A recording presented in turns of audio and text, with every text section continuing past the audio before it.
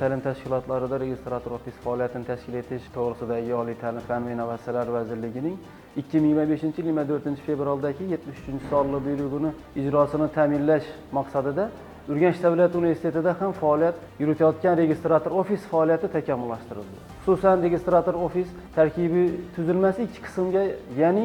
xizmat ko'rsatish sohasi,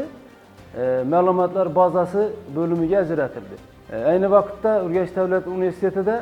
bo'limlar o'z faoliyatini yuqori saviyada tashkil qilish maqsadida tizimli ishlar olib borilmoqda. Har bir bo'limga mutaxassis menejerlar tayinlanib, belgilangan tartibda faoliyat yo'lga qo'yildi. Xususan, o'quv jarayonini muvofiqlashtirish sektorlari bo'yicha quyidagi ishlar amalga oshirilmoqda. Jumladan, akademik guruhlarni shakllantirish, talabalarning qayta o'qishni tashkil qilish, nazorat jadvallarini yaratish, arizalarni ko'rib chiqish, talabalarni tegishli fanlarga biriktirish, talabalarni tizimga kiritish va tutorga tegishli guruhlarni biriktirish, o'quv rejada mavjud fanlarni semestrlarga biriktirish, qabul qilingan talabalarni elektron tizimga ro'yxatga olish va fanlarni biriktirish, talabalar harakati talabalar safidan chetlashtirish, kursda qoldirish, o'qishni ko'chirish, akademik ta'tilga chiqarish va qaytarish, o'qishni tiklashni muvofiqlashtirish va rasmiylashtirish, talabalarni kursdan kursga o'tkazish, talabalarning o'zlashtirish ko'rsatkichini umumlashtirish va tahlil qilish, talabalarning ma'lumot bazalarini shakllantirish va yangilab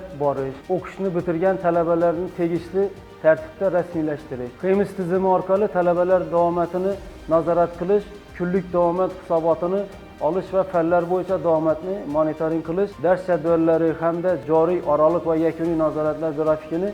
Xemis axborot tizimida shakllantirish kabi ishlar bo'limlarda olib borilmoqda.